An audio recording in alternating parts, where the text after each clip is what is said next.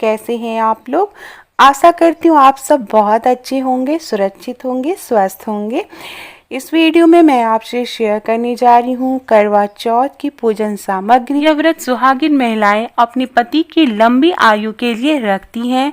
सूर्योदय के बाद निर्जला व्रत शुरू हो जाता है और ये चंद्रोदय तक व्रत रहता है। रात में चंद्र भगवान के दर्शन के बाद ही इस व्रत का पारण किया जाता है। सुबह सुबह सरगी ली जाती है। सूर्योदय से पहले ही सरगी लेनी चाहिए, पानी पीना चाहिए। उसके बाद यह व्रत निर्जला रखा जाता है। यह व्रत बहुत ही धूमधाम से मनाया जाता है। सुहागिन महिलाएं 16 श्रृंगार करती हैं और रात में चंद्र भगवान को अर्घ्य देने के बाद ही जल ग्रहण करती हैं। पति की लंबी आयु की कामना करती हैं। तो चलिए आइए देखते हैं कि हमें किन किन पूजन सामग्री की जरूरत पड़ेगी करवा चौथ के व्रत के लिए। तो सबसे पहले हमें इस तरह की फ़ोटो चाहिए होती है। इसमें गणेश भगवान जी की फ़ोटो होती है, शिव परिवार की फ़ोटो होती है, माता पार्वती की फ़ोटो होती है, चंद्र भगवान की फ़ोटो होती है। तो इनकी पूजा की जाती है। इस तरह की चलनी चाहिए। आप चलनी को थोड़ा सा डेकोरेट कर लीजिए। और हमें 2 करवे चाहिए। एक पीतल का करवा, यह करवा मायके से आता है, मायके के पैसे से खरीदा जाता है अगर आप पहली बार व्रत रह रही हैं तो।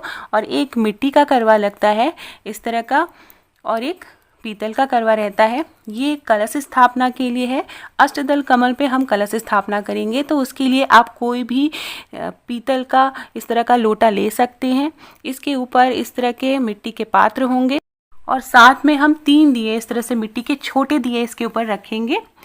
जो पीतल का करवा होता है ये हमेशा हर साल हम इसी करवे से चंद्र भगवान को अर्घ्य देते हैं, तो ये हर साल पूजा में यूज़ करते हैं।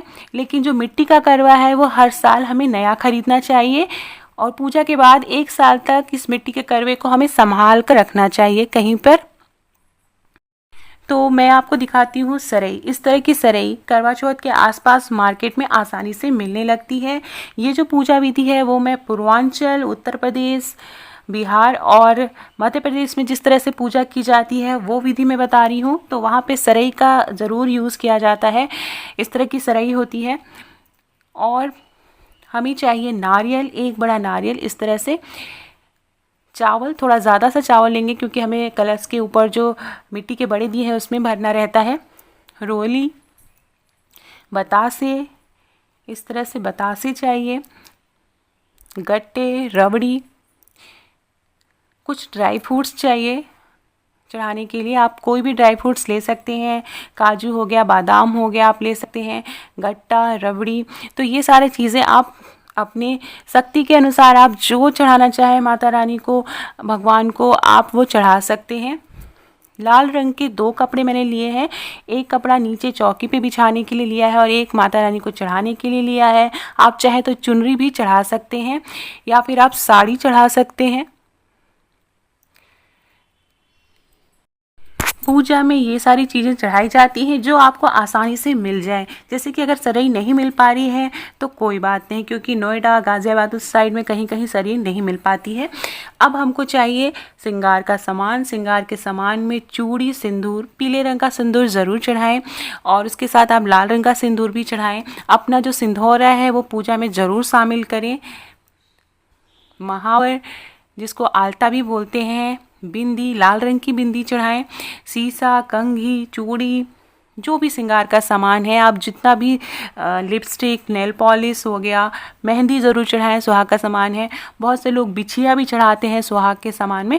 तो जो भी आपकी यथाशक्ति, कहते हैं यथाशक्ति तथा भक्ति, तो आप जो भी आपके पास आसानी से आप खरीद पाएँ वो श्रृंगार का सामान माँ को ज़रूर चढ़ाएं। बिंदी, सिंदूर बहुत ज़रूरी है और चूड़ी। करवा चौथ व्रत कथा की ये किताब आपके पास अगर मिल पाए तो आप ये खरीद सकते हैं, नहीं तो नेट पे कहानियाँ आसानी से मिल जाती है। इस तरह का ठेकुआ की ज़रूरत पड़ेगी। ठेकुआ बोलते हैं, ये आटे से बनाया जाता है और ये माठ होता है। पंजाब, हरियाणा साइड में माठ चढ़ाया जाता है। नमकीन और मीठा माठ दोनों चढ़ाया जाता है। पूड़ी बनाएंगे इस तरह से 10-12 आप पूड़ी बना लीजिए। ये चावल के लड्डू हैं, इसको शकरपिंडी बोलते हैं और यूपी में ज़रूर चढ़ाया जाता है। आप कोई भी सफ़ेद मिठाई आप चढ़ा सकते हैं। ये है फरा, आटे और चने की दाल से बनता है फरा। और साथ में हमें चाहिए लावा। इस तरह का लावा होता है, आप देख सकते हैं। तो ये लावा करवे में भरने के लिए चाहिए। तो ये सारी चीज़ें हैं जो हम भोग में लगाएंगे। इसके अलावा आप कढ़ी और बहुत सारी चीज़ें बनती हैं, पूरा जो खाने का सामान होता है वो बनता है, वो भोग लगा सकते हैं। और हमें चाहिए पान का पत्ता। इस तरह से पूरा पान का पत्ता होना चाहिए, कटा फिटा नहीं होना चाहिए। फूल माला आप जो भी आसानी से आपको मिल पाए, लाल रंग का फूल, सफ़ेद रंग का फूल, सुपारी, इलायची और लौंग हम चढ़ाएंगे। फूलों की माला अगर मिल सके तो गेंदे का फूल है, सफ़ेद रंग का फूल चंद्र भगवान को चढ़ाने के लिए चाहिए होता है, तो सफ़ेद रंग का फूल ज़रूर रखें। लाल रंग का फूल आप माँ पार्वती को चढ़ा सकते हैं। उसके बाद रोरी, हल्दी, कलावा, रक्षा सूत्र जिसको बोलते हैं, अक्षत, घी और तेल चाहिए।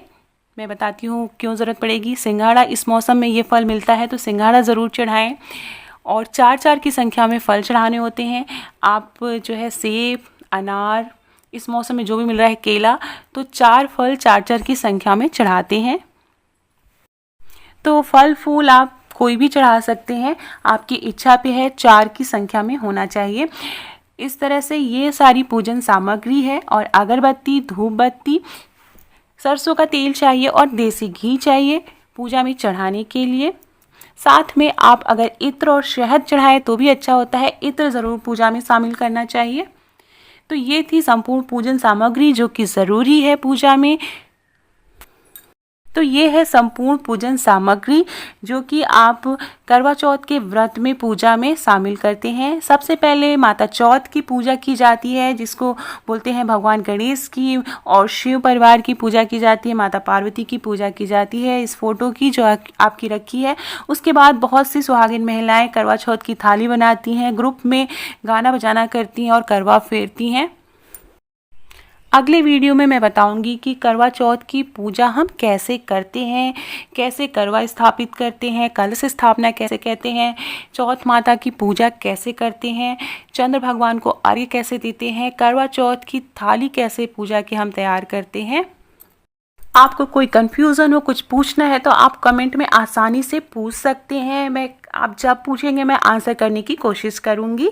आशा करती हूँ आपको मेरा वीडियो पसंद आया होगा। पसंद आया हो तो प्लीज़ लाइक कर दीजिए, अपने दोस्तों के बीच शेयर कर दीजिए।